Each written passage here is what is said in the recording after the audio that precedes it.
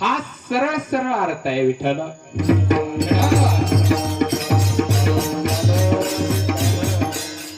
आता मागतात ते संत कसे, आणि संत मागतच नाही. मागणं हे निरपेक्षतेला बाधा आहे. मागूच नये. मागतं कोण?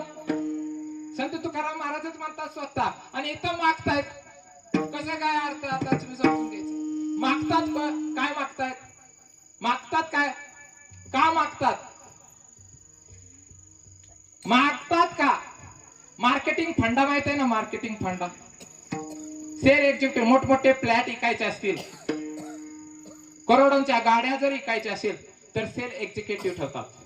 सेल करणारे म्हणजे त्याला सेल एक्झिक्युटिव्ह.